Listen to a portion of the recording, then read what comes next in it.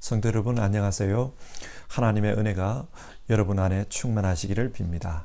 오늘도 하나님께 예배를 통해 영광을 돌립시다. 먼저 사도신경으로 우리의 신앙을 하나님께 고백하겠습니다. 나는 전능하신 아버지 하나님 천지의 창조주를 믿습니다. 나는 그의 유일하신 아들 우리 주 예수 그리스도를 믿습니다. 그는 성령으로 잉태되어 동정녀 마리아에게서 나시고 본디오 빌라도에게 고난을 받아 십자가에 못 박혀 죽으시고 장사된 지 사흘 만에 죽은 자 가운데서 다시 살아나셨으며 하늘에 오르시어 전능하신 아버지 하나님 우편에 앉아 계시다가 거기로부터 살아있는 자와 죽은 자를 심판하러 오십니다. 나는 성령을 믿으며 거룩한 공교회와 성도의 교제와 죄를 용서받는 것과 몸의 부활과 영생을 믿습니다.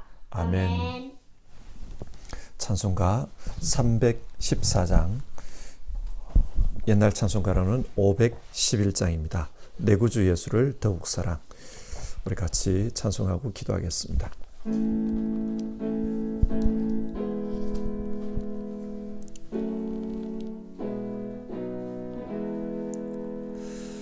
내 구주 예수를 더욱 사랑 엎드려 비는 말 들으소서. 내 진정 소원이 내 구주 예수를 더욱 사랑 더욱 사랑.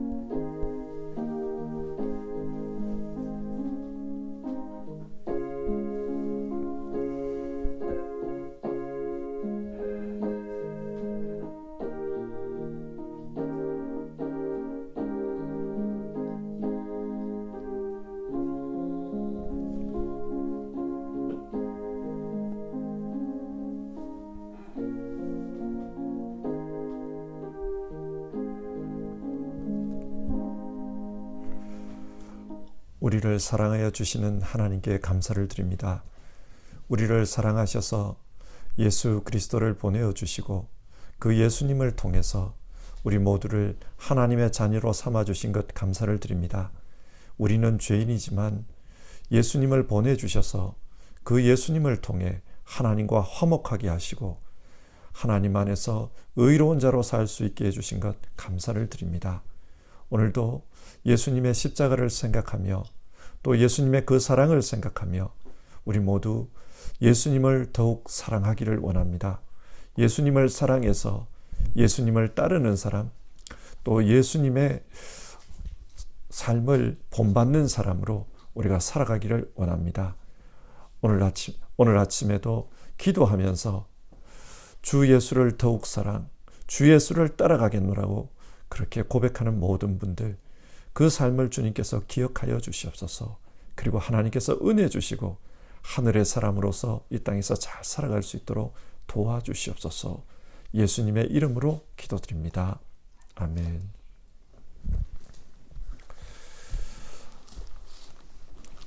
함께 읽으신 말씀은요, 역대하 36장 1절에서 10절까지입니다. 역대하 36장 1절에서 10절의 말씀을 한 절씩 교독하겠습니다. 그 땅의 백성이 요시야의 아들 여호아하스를 세워 그의 아버지를 대신하여 예루살렘에서 왕으로 삼으니 여호아하스가 왕위에 오를 때에 나이가 23세더라. 그가 예루살렘에서 다스린 지 석 달에 애굽 왕이 예루살렘에서 그의 왕위를 폐하고 또 그 나라에 은 100달란트와 금 1달란트를 벌금으로 내게 하며 애굽 왕 느고가 또 그의 형제 엘리야김을 세워 유다와 예루살렘 왕으로 삼고 그의 이름을 고쳐 여호야김이라 하고 그의 형제 여호아하스를 애굽으로 잡아갔더라. 여호야김이 왕위에 오를 때에 나이가 25세라 예루살렘에서 11년 동안 다스리며 그의 하나님 여호와 보시기에 악을 행하였더라. 바벨론 왕 느부갓네살이 올라와서 그를 치고 그를 쇠사슬로 결박하여 바벨론으로 잡아가고 느부갓네살이 또 여호와의 전 기구들을 바벨론으로 가져다가 바벨론에 있는 자기 신당에 두었더라. 여호야김의 남은 사적과 그가 행한 모든 가증한 일들과 그에게 발견된 악행이 이스라엘과 유다 열왕기에 기록되니라. 그의 아들 여호야긴이 대신하여 왕이 되니라. 여호야긴이 왕위에 오를 때에 나이가 8세라 예루살렘에서 석 달 열흘 동안 다스리며 여호와 보시기에 악을 행하였더라. 그 해에 느부갓네살 왕이 사람을 보내어 여호야긴을 바벨론으로 잡아가고 여호와의 전에 귀한 그릇들도 함께 가져가고 그의 숙부 시드기야를 세워 유다와 예루살렘 왕으로 삼았더라. 아멘.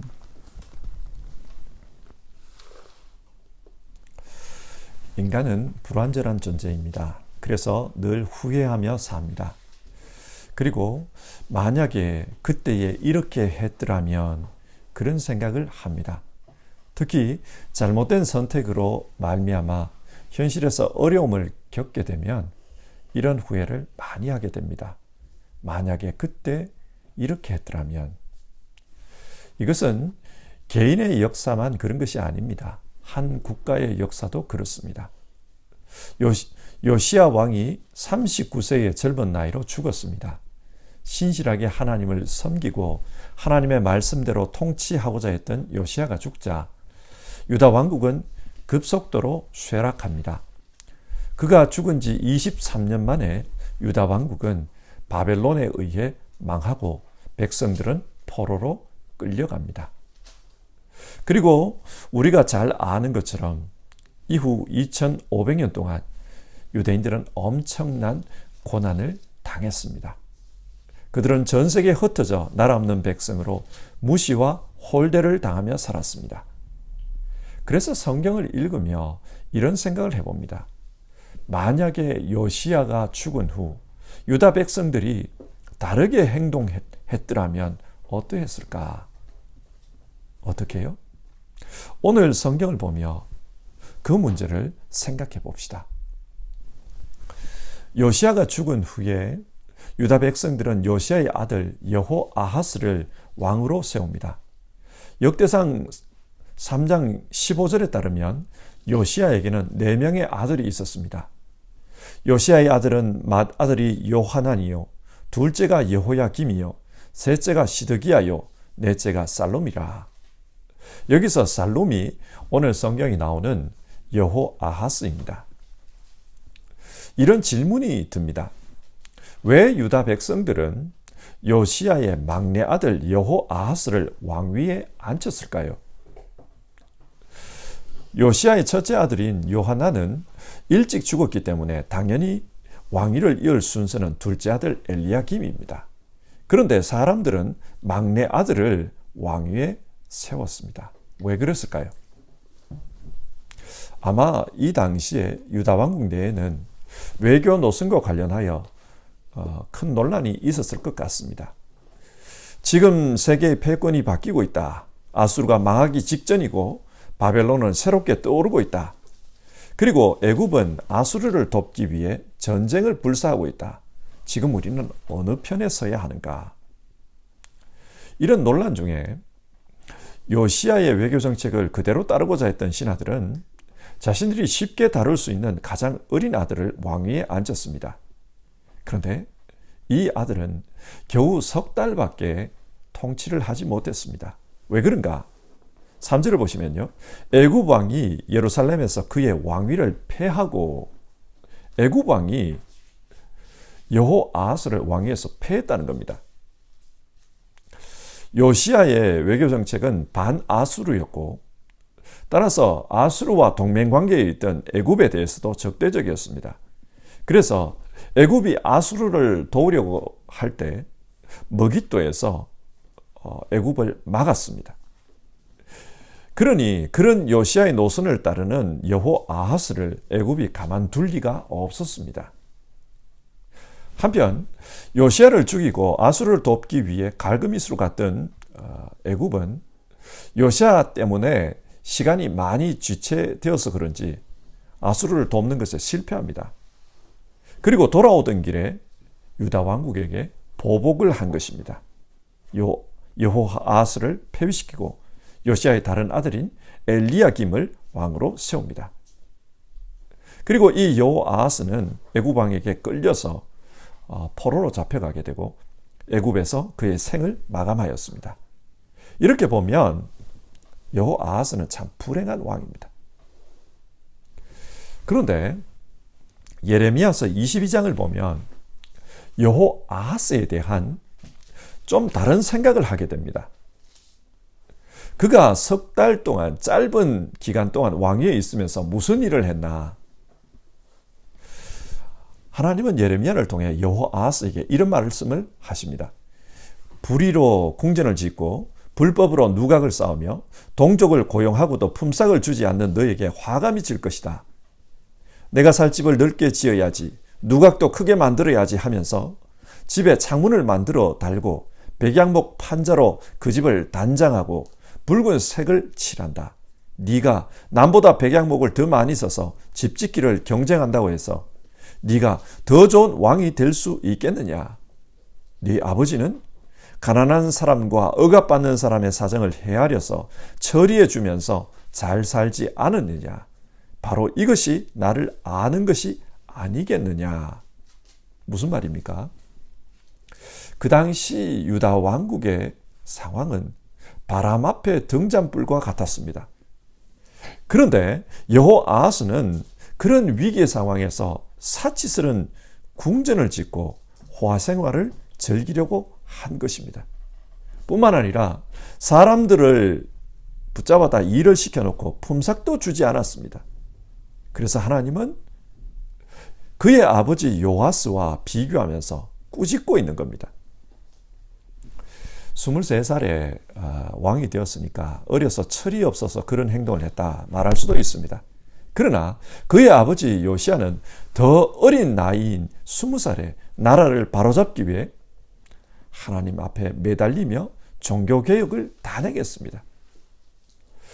여호아하스는 왕이 어떤 일을 해야 하는지를 몰랐습니다. 그저 왕은 특권만 누리면 된다, 그런 생각을 한 것 같아요.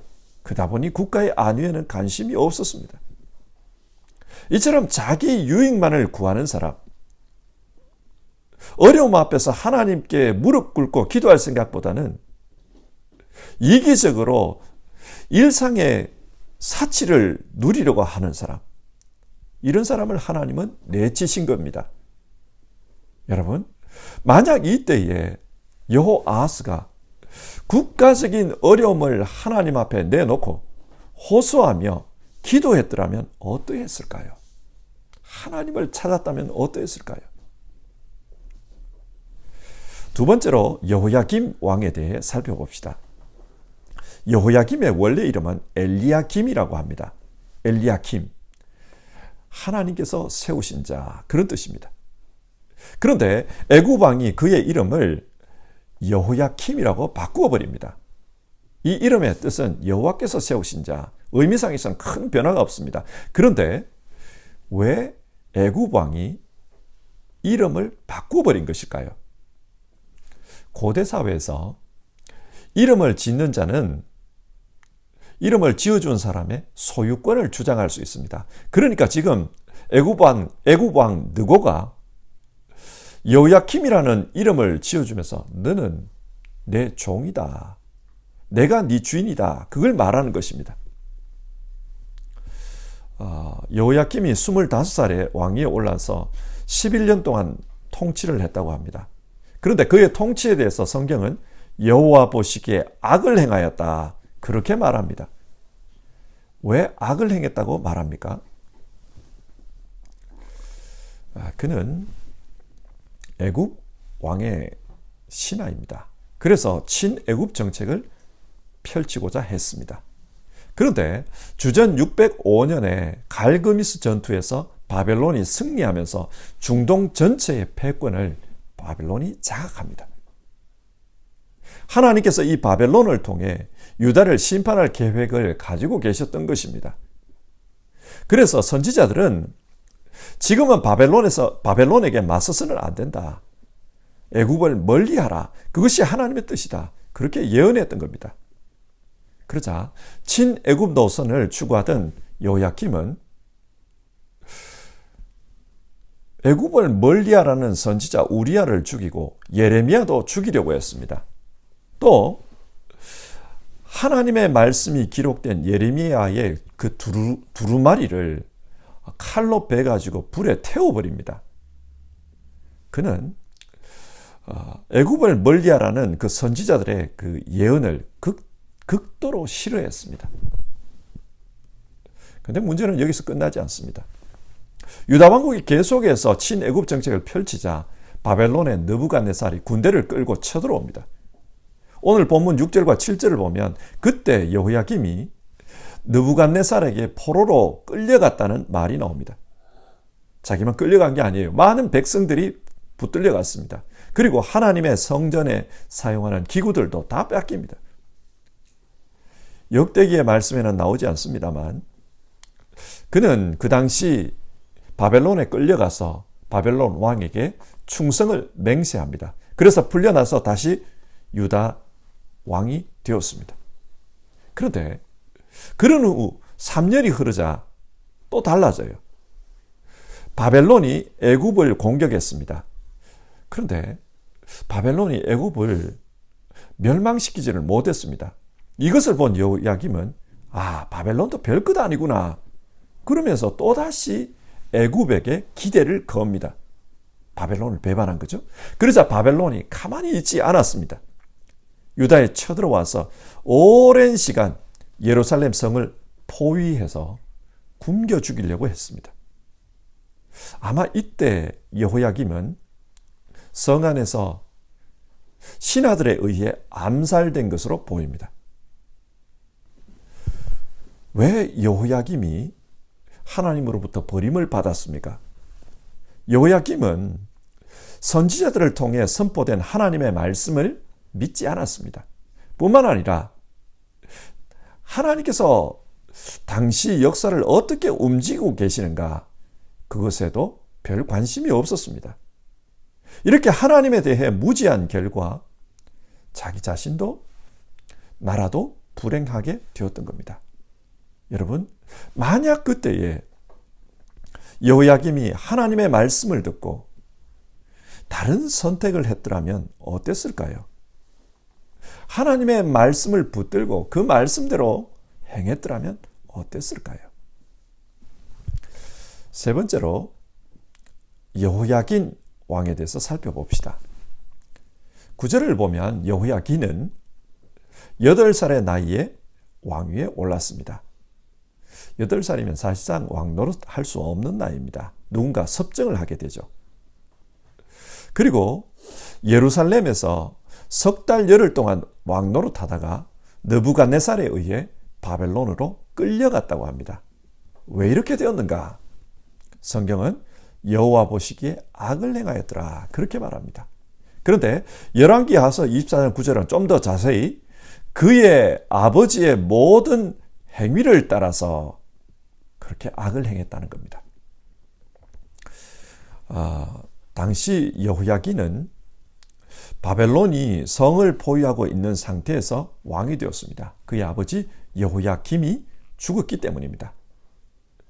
그리고 그의 아버지처럼 여전히 친애굽 노선을 고집한 겁니다. 그러다가 성이 바벨론에게 정복되자 바벨론이 여호야긴을 끌고 간 겁니다. 자기만 끌려간 게 아니에요. 많은 포로들이 함께 끌려갔습니다.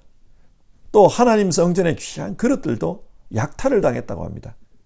자신의 명예도 짓밟혔지만 하나님의 명예 역시 추락했던 겁니다. 여러분, 여호야긴이 왜 이렇게 되었습니까? 그는 아버지의 악행을 그대로 답습하다가 그렇게 되었습니다. 그래서 결국 자신도 아버지와 같은 불행한 처지가 되고 말았습니다. 시편 1편은 복 있는 사람은 악인의 꾀를 따르지 아니하며 죄인들의 길에 서지 아니하고 이렇게 말씀합니다. 악한 자의 길을 따라가면 결국 자신도 악한 자와 같이 되고 맙니다. 그런데 세상에 누가 악한 자의 길을 따라가고 싶겠습니까? 사람들이 악한 자의 길을 따라가는 이유는 자기가 따라가는 그 사람이 악한 사람이라는 것을 모르기 때문입니다. 자기가 모델로 삼고 그 사람을 닮아가고 싶다. 그 모델이 악하다는 걸 모르기 때문에 닮아가는 겁니다. 그래서 그 길을 따라갑니다. 삶의 모델을 잘 정하는 것이 중요합니다. 내가 본받고 싶은 사람이 누구인가? 그게 중요합니다. 예수님은 제자들에게 너희는 나를 따르라 그렇게 말씀하셨습니다. 그리고 내가 곧 길이요. 예수님의 길을 따라오라고 하셨습니다. 예수님이 모델이라는 겁니다. 그래서 신약 성경에는 너희는 하나님을 본받으라 이런 말씀이 나와요. 우리가 본받고 따라야 될 길은 예수 그리스도의 길이고 궁극적으로 하나님입니다. 그래야 우리 역시 하나님을 닮은 하나님의 자녀로서 살 수가 있습니다. 하나님의 자녀는 가난하지만 그러나 하나님이 주시는 하늘의 부요를 누립니다.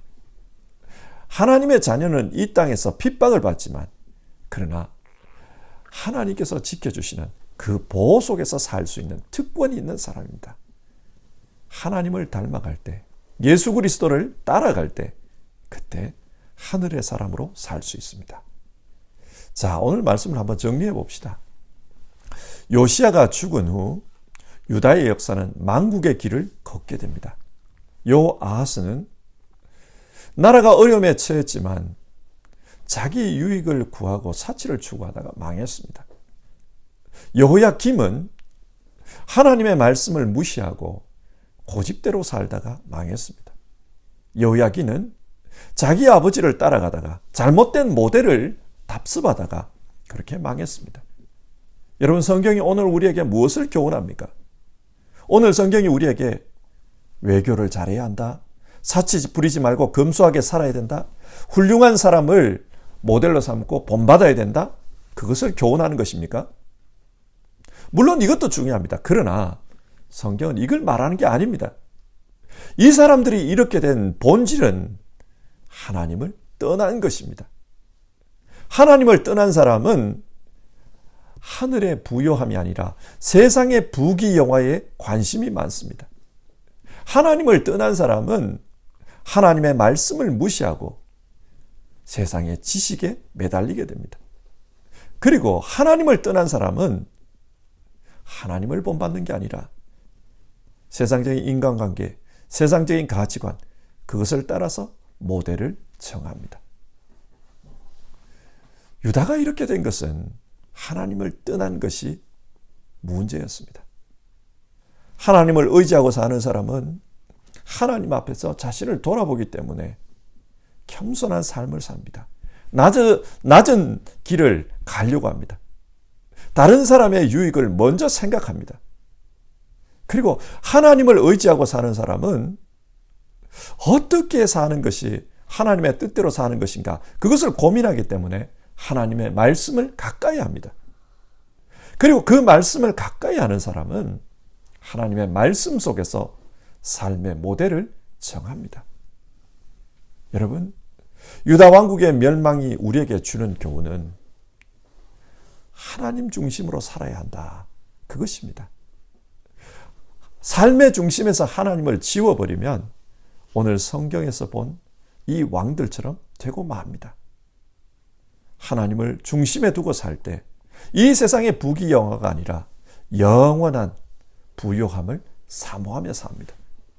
하나님의 말씀을 귀하게 여기며 삽니다.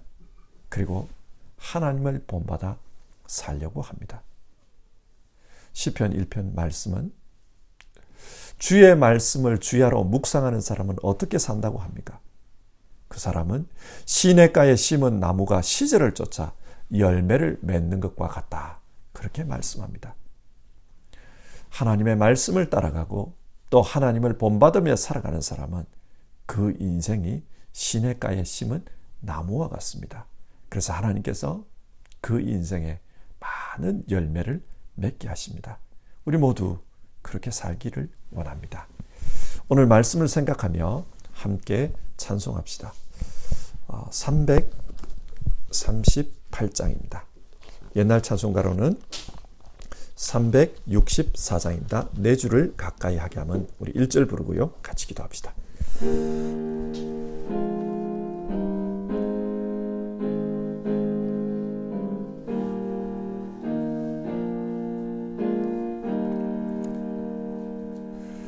내 주를 가까이 하게 함은 십자가 짐 같은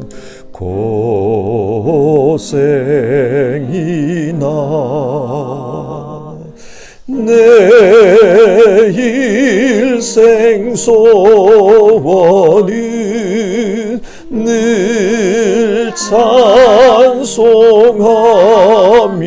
찬송하면서 주께 더 나아가기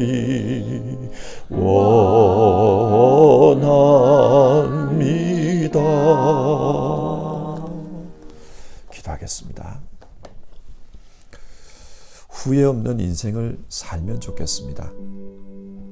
그런데 그것이 인간적으로는 쉽지 않습니다. 그래서 성경은 후회 없는 인생을 살고자 한다면 하나님 말씀대로 살라고 합니다. 하나님을 떠난 결과 유다 왕국은 망하고 말았습니다. 하나님을 믿는 것이 쉬운 일은 아닙니다. 그러나 십자가 짐같이 어려워도 하나님을 믿고 그 말씀을 믿고 따라가야 살 수가 있습니다. 하나님을 떠난 여호아하스는 사치의 삶이 관심이었습니다. 풍전등화의 상황에서도 화려한 집 짓는 데 관심을 두다 망했습니다. 하나님을 떠난 여호야김은 하나님의 말씀보다 자신을 왕으로 세워준 애굽 왕이 더 중요했습니다. 그래서 그를 따르다 망했습니다. 하나님을 떠난 여호야김은 잘못된 길을 간 아버지를 모델로 삼고 그 길 따라가다가 망했습니다. 하나님을 떠나면 잘못된 길을 가도 자신이 가는 길이 잘못됐다는 것을 모릅니다. 그래서 기도합시다. 하나님, 주의 길을 따라가는 열심을 주옵소서. 좀 더 구체적으로 하나님의 말씀을 사랑하는 열심을 우리에게 주옵소서. 그래서 주야로 주님의 말씀을 묵상하는 가운데 시냇가에 심은 나무가 철을 따라 열매를 맺는 것처럼 하나님이 원하시는 그런 열매 맺는 인생을 살게 하옵소서. 끝까지 주님의 길을 따라가기를 원합니다.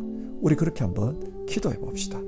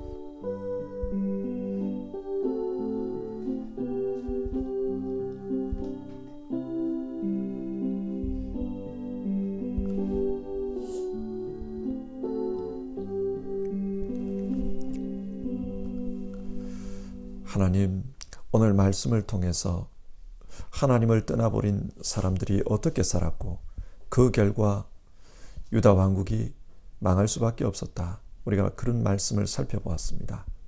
하나님, 우리가 살 길은 하나님을 믿고 사는 것이고 하나님을 따라가는 것이고 좀 더 구체적으로는 하나님의 말씀을 주야로 묵상하는 가운데 그 말씀이 지시하는 대로 살아가는 것이다.